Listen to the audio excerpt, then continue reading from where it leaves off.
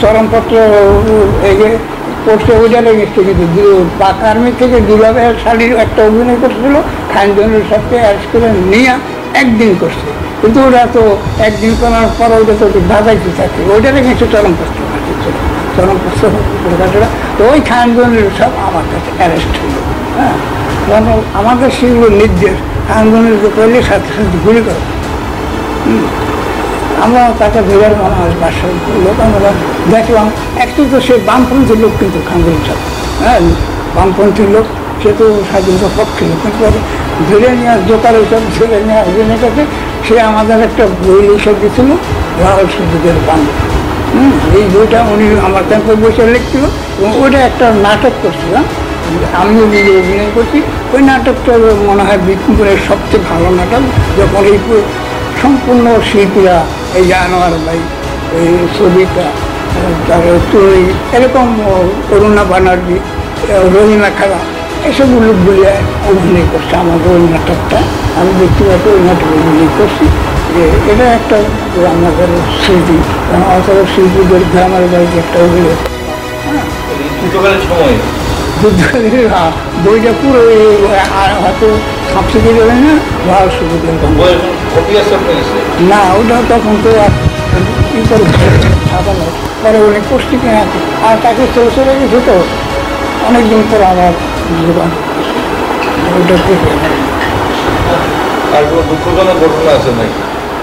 না, আর আপনাদের অস্ত্র শস্ত্র সব সময় মতো পাইতেন, বা খাবার খাবার ট্রেনিংয়ের যে খাবার, বুঝছেন, ট্রেনিংয়ের খাবারের কথা হলেই এটা তো আমরা ভারতকে দোষারোপ করা উচিত না, কারণ ট্রেনিং সেন্টার যেখানে ছিল, বুঝছেন, আমাদের ব্যক্তিগত ওরা যে পরিমাণ লোক, ওই লোক খাবার পেয়ে দিতে পারে, ঠিক আছে।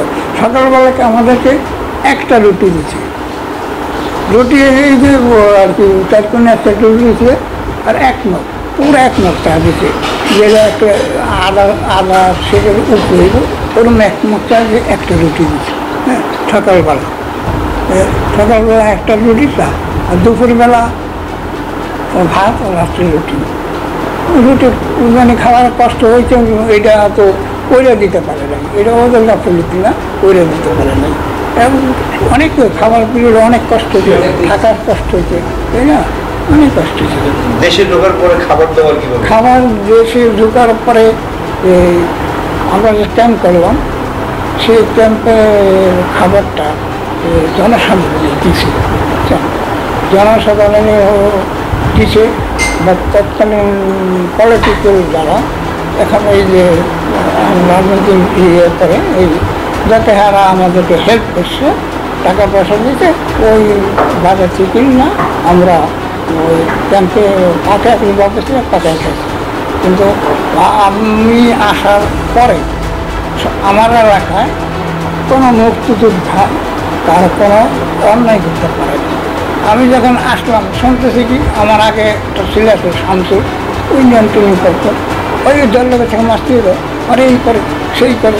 হ্যাঁ, আমি এবার দিলাম, হয় দিয়ে তুই কী পেয়েছ, তার কইছে মাছ হয়ে যায়, তাহলে কইছে দোকান থেকে ভাই খেয়েছে। হ্যাঁ, তার একটা ইন্ডিয়া পাঠাবেন, আরেকদিন শুরু। তো লোকজন অত্যন্ত খুশি হইতাম, আমরা খুবই মানুষের সাথে সহযোগিতা করছি, সহযোগিতা পাইছি। এখন তো ইনশাল্লাহ কিছু ভালোবাসি। আপনি যে একজন মুক্তিযোদ্ধা হিসাবে যে নাগরিক সুবিধা পাওয়ার কথা, স্বাধীনতার পর থেকে তাকে পাইছেন? স্বাধীনতার পর থেকে যা পাওয়ার কথা, প্রথম আমার অবস্থার কথা তো আর কথা বলা গেল, কিন্তু পরবর্তীতে স্বাধীনতা মুক্তিযুদ্ধের পর এত কিছু পাওয়ার আমরা আশা করিনি। ব্যক্তিগত আমি এত আমরা আশা করিনি, আমাদের এত সুযোগ ছিল, আমাদের হয়তো ওরকম একটাই ছিল, চাকরি করতে হবে সুযোগ ছিল। কিন্তু এই প্রথম অবস্থা কত 91, 96 প্রথম আওয়ামী লীগ ক্ষমতা আসলে, কারণ তো বিএনপি আসলো, প্রথম 300 টাকা ভাত আসলো, বুঝলেন, 300 টাকা ভাত আসলো। পরে আবার আবার একেতে আবার আসলো, বিএনপি আসলো, তখন ভাতা হইল 500 টাকা। পরবর্তী টাকার সময় থেকে করে 800 টাকা করে হয়েছিল। পরে তো গভর্নমেন্ট আবার আওয়ামী লীগ সরকার বাড়াইতে পারে 20,000 টাকা হয়ে গেল। 20,000 টাকাতে আমাদের কন্টিনিউ চলতেছে। এখন ফেসবুকে 30,000 এমন কিচ্ছু না, ওগুলো ভোটার, হ্যাঁ কিচ্ছু না নিয়ন্ত্রণে এখনও রানিং 20,000 টাকা আছে।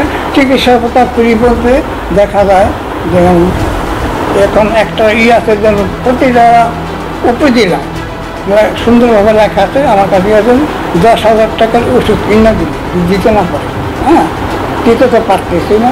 যদি বললে আমাদের কাছে অর্ডার আসে না, বুঝছেন।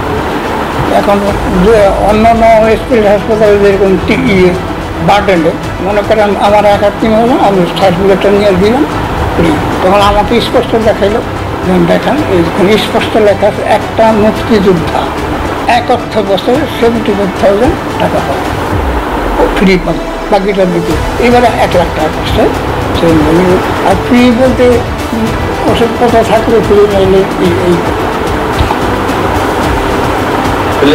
এই মোটামুটি এই হচ্ছে আপনাদের প্রাপ্তি। আমাদের এখন আমাদের মেন প্রবলেম আমাদের মান সম্মান নিয়ে আমরা যতদিন আছি এখন একটা বেশ মুক্তিযুদ্ধের বিরূপ যত কথা বলি, তাই না? এই বিপ্লবীরা আমাদের অন্তরে লাগে। আমরা দেশ স্বাধীন করি অনেকে এমনি তো না, দেশ স্বাধীন এমনি হলো। দেশ স্বাধীন তো আমরা যারা জানে এত মনে হচ্ছে কিছু না। ট্রেনিং পিরিয়ডটা যে কত কষ্টকর ছিল, কত কঠিন ছিল। একটা আর্মি ট্রেনিং করে 9 মাস, আমরা ট্রেনিং 1 মাস 5 দিন, একই ট্রেনিং। সকাল 5টা থেকে রাস্তা 8টা দিয়ে ট্রেনিং করছি, দুপুরে 1 ঘন্টা খাবার দিচ্ছি। তার করে নাই, আর তার আলাদা কথা। আমাদের একটু রেগুলার আর্মি ট্রেনিং দিয়েছিল, আর্মি হিসেবে আমরা রিক্রুটমেন্টের জন্য করছিল, কিন্তু আমরা চাকরি করি, আমি চাকরি চলে আসি। আপনি এই যে পাকশিতে এবার চাকরিতে যোগ দিলেন? হ্যাঁ, পাকশিতে চাকরি যোগ দিলাম। এই পাকশি থেকে গোলাপনগর গেছেন কখনো? গোলাপনগর সলমান শাহ বাজারে গেছে? গোলাপনগর, হ্যাঁ, পাকিস্তান উল্লেখ না ওই যে রূপপুর ঠুকপুর এইসব। রূপপুর তো ওই যে নদীর পাড়ে, গোলাপনগর হলো প্রায় আপনাদের উপজেলার অর্ধেক জায়গা, যেটা ব্রিটিশ সরকার পাকিস্তান আর্মি পাকিস্তান সরকার দিয়ে দিয়েছিল। নদী ভাঙতো, উনি যাওয়ার পরে নদী ভাঙত। আমি তো ওখানে বেশি দিন ছিলাম না, পরে বুঝলেন। আমি পরে আবার ঢাকায় ট্রান্সফার চলে আসি, হ্যাঁ ঢাকায় চলে আসছি, ঢাকায় চলে আসছে। বীর সাহেবও 71 শহীদ। এবং ইন্ডিয়ান একটা টাগ বোর্ড এই যে এই পাকশি ব্রিজ ক্রস করে ওইখানে এই পাকিস্তানি ঢুকছে পীর সাহেবের কারণে। ওইখানে এই যে এই পদ্মা একটাই টাগ বোর্ড, পাকিস্তানি টাগ বোর্ড উড়ে যায়, খোলাগুলি যায়, সব মারা গেছে। ছিলাম না, চলতে দিচ্ছে। তাহলে আপনাদের অনেক ধন্যবাদ। আপনার স্বপ্ন পূরণ হোক এবং আপনাদের সম্মান সবসময় থাকবে। জাতি যতদিন জীবিত থাকবে ততদিনই আপনাদের অশেষ ধন্যবাদ। এতদূর আবার আসতে না। একটা হলো যে আপনি সুযোগ পাইলে এই ঘটনাগুলো দেখার চেষ্টা করুন। আমাদের মুক্তিযোদ্ধারা যারা যারা অনেক বড় বড় মুক্তিযোদ্ধা চলে গেছে, লিখিত কিছু একটা সময় যে আমরা আমার একটা সাক্ষাৎকার বিটিভিতে আছে, হ্যাঁ আগে প্রায় 5 বছর হয়তো, এখন বন্ধ হয়ে গেছে।